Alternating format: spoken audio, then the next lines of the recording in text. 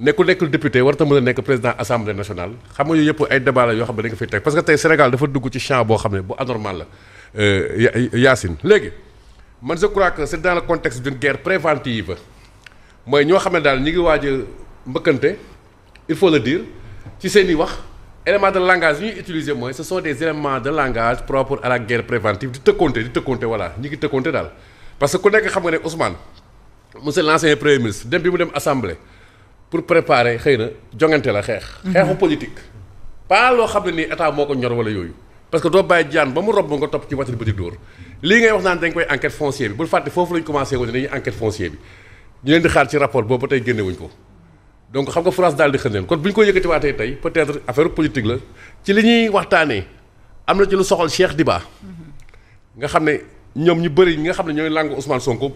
moom la ñuy bañ a gis mooy affaire TRS yi nga fi doon déggoon mooy bor boobu noonu xam nga jamono yooyu noonu ku wax dëgg rek boobu ñoom ñoo yoroon léegi Ousmane Sonko ak ñi mu ànd ak donc boobu ñor leen xam nga fi ñu bàyyiwaat ba jàndorom ñu toog waxte ba di dóor loolu tam ñu ngi koy yëkkatiwaat mais ñun dañ ñaan gongo parce que ñoo toogoon fii di laaj na transparent ministre Cheikh Diba sax génnoon na nee na moom am na volonté wu mu leer donc dama bëgg a wax ne xam nga bu président ne muus du fi naanee ñeex lan la président xam tam léegi li Ousmane Sonko di def yëpp dafa mel ni dafay préparer opinion bi moom tamit parce que dégg nga ko sax mu ne dafa mel ni ñi ngi enquête xam nga loolu mooy paradoxe bi ci affaire Jean Michel Sène nag affaire yooyu waaye yow kay ndégg da ngaa bëgg mu leer kay yow war nga déranger ñi enquête ci Jean Michel Sène kay yow kay bàyyi lépp leer mais naka nga ciy nekk sax di araftu naan gis nga ñi ngi plan ñi ngi commune ñi ngi kii affaire demee noonu xam nga loolu ça n'a pas sa raison d'être dama bëgg wax la Yacine pour daaneel ñii réew mi taxu leen jug seen bopp rek lañ fi nekkee ñoom ci cadre parti état lañ jàppoo parce que véritablement du ñoo xam ne ni république bi moo leen ñor encore une fois réew ko bëgg a defar doo ko yàq liñ fi yàq du jeex ñombar mënu ko yàq ci tool Firawna mënu ko yàqal yonente yàlla Moussa loolu la ñuy continuer nii ba tey tënk réew mi ci xeexoo yoo xam ne nii c'est à milieu des problèmes des Sénégalais barki démb yaa ngi dégg ñu naan subventions yi bu dee dafay yokk 500 milliards loolu tey xaalis la bu ñu waroon dugal ci mbay mi xaalis la bu ñu waroon dugal ci xeexu inondation yi loo xam ne dañu koy perte man je crois que gumba dafa tal leen dul tamit xam nga loolu yëpp la ñu waroon tal emploi des jeunes tey bi ñu ñëwee ñoom daaneel secteur privé bi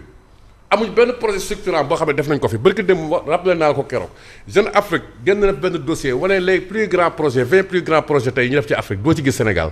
alors que avant ñoom ñuy ñëw ci nguur en terme d'investissement privé dans les infrastructures ñoo jëloon deuxième ci Afrique subsaharienne donc ñoom ci seen bopp la ñu nekk quoi xam nga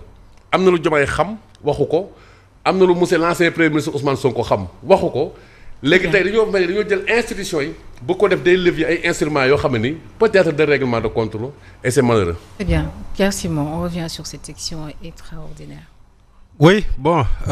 c'est une guerre de plus en plus larvée parce qu'il faut le dire ainsi. Depuis bi Diomaye jëlee yoonam bi mu tàggoo ak Ousmane Sonko gis nañu ñaar ñi li nga xam ne moom lañ fa teg ci penc mi. man moom sama théorie bu njëkk ba léegi ci laa nekk pour man dañ ñoo jaay Diomaye mooy Sonko Sonko mooy Diomaye man dem leen a yemale du ma ci faral kenn. parce que dem leen di jàppee niñ leen fale ci nguur gi. noonu laa bëgg également ma mën leen a tege leen ne le ñeneen toog man loolu laa gëm ba léegi. donc dans ce contexte ce qui est malheureux c'est que qu'on utilise les institutions. qu'on les utilise. pour ku ci nekk mën a asseoir une certaine légitimité politique. parce que Diomaye ak Sonko bi ñu ñëw liñ ñu jaayoon mooy rupture. ci lu bare. Malheureusement ci diggante bi la gestion du pouvoir les a divisés. ñu tàggoo mais tàggoo boobee ñun ñi war ñu ci mën a souffrir nañ ci bopp yi mais doy na li des ñoom ñu ngi xuloo à travers les institutions ku ci nekk fa nga féete yaa ngi utiliser doole boobu. Diomaye pour se donner disons pour se construire un roc politique. moom il a créé Kiiraay ak ñi mu ci rallier ñëpp bokk ko ñoom parce que bi mu rompre ak waa Pastef disons il était très difficile pour que politiquement mu mën a am légitimité un président il doit s'adosser à un système politique et c'est ce qu'il est en train peut-être de réussir avec Kiiraay loolu am na ba pare pour ce qui est de Pastef le malheur pour Pastef c'est que Pastef ba léegi day tourner autour d'une seule personne et c'est Ousmane Sonko li Ousmane Sonko bëgg suba ba ngoon ci lay ay militam ay responsable am ñi nekk à la base ak ñi nekk ci wetam la ñuy xëy di ca gontu chaque jour et moom dans cette situation puisque moom moo joteeg Diomaye lépp lu mu am y compris les députés de la majorité de Pastef à l'Assemblée nationale jusqu'à preuve du contraire ñoom ñoo fi nekk il va les utiliser contre le régime boo xoolee ci yenn libellé yi nga xam ne moo am notamment les propositions de création de commission d'enquête parlementaire Total Return ni mu demoon lijjanti ji waxul nit xaalis bi duggee de ni ñu ko utiliser la wax ci loolu la ñuy enquête ñan ñoo ko utiliser c'est le gouvernement peut-être que moom am na ci responsabilité mais xëy na tam am na lu ci ñii également am responsabilité donc tu vois un peu la subtilité beneen bi l'article 37 de la Constitution plus les fonds spéciaux yi nag bu mu yem rek ci yi ñu dénk Diomaye ca palais de la République mooy yi ñuy tuddee les fonds politiques caisse noire mais moom il a reconnu publiquement que moom am na ci 1,770 milliard donc bu mu yem foofu na ci laaxaale ñëpp laaxaale ci ba laaxaale ci ñi nga xam ne yor nañu ay caisse di ko làkk parce que peut-être dans des systèmes de gestion mën na am ñun ay mécanismes yoo xam ne nous le bas peuple xamuñu ko mais ce qui est sûr c'est que les fonds politiques on les reconnaît à la présidence de la République nan lañ koy utiliser yan mécanisme la ñu mën a def pour contrôle bu mu yem foofu képp ku ci amoon rawatina moom mii Assemblée nationale yi pare am na lu mu toogaale nañ ko ci boole. xeex bi bañ a doon benn.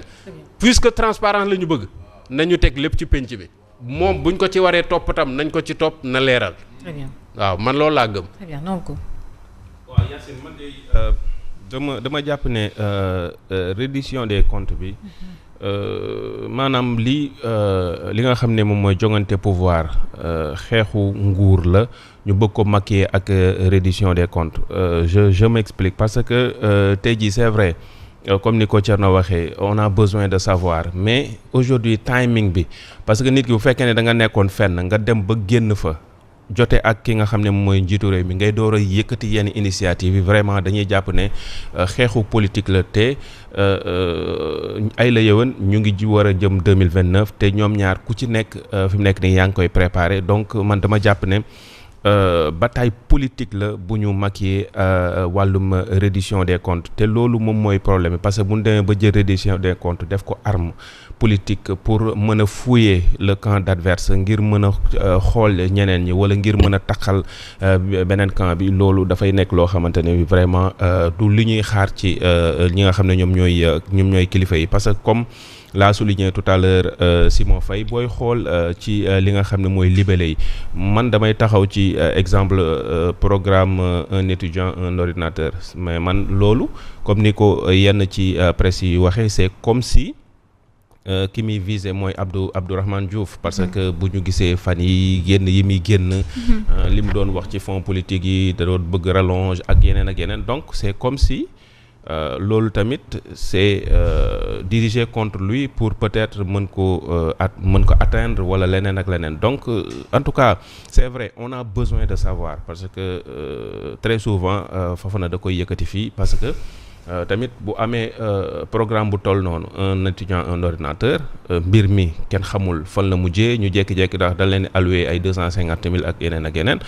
on a besoin de savoir mais pourquoi ñu xaar ba tey depuis boobu ba léegi defuñu ko ñu bàyyi ba tey ba xam ne réeroo am na au sommet de l'État ñu commencé génne yenn dossiers yi di wax ci ay affaire fonds spéciaux ay TRRS ak yeneen ok on a besoin de savoir mais que ça soit une reddition des comptes pure et simple mais pas ñu jël ko pour di ko def ay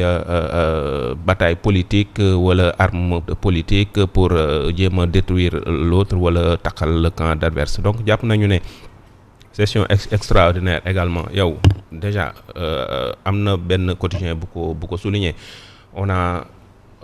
fel lañ teg fii li nga xam ne mooy loi de finances rectificative bi on a besoin de cette loi là waroon nañ ci wax parce que am na ci peut-être am na ay dépenses yoo xam ne war nañ ko war a mën a réajuster wu am na ay crédits yoo xamante ne war nañ ko mën a dugalaat ci mbir yi am na yu bëri yu ñu war a mën a li nga xamante ne moom mooy rectifier et loolu dafa nekk loo xam ne lu am solo la ci marche bu réew mi mais loolu dugal ñu ko ci session extraordinaire bi on prend des choses yoo xam ne ay enquêtes parlementaires ay article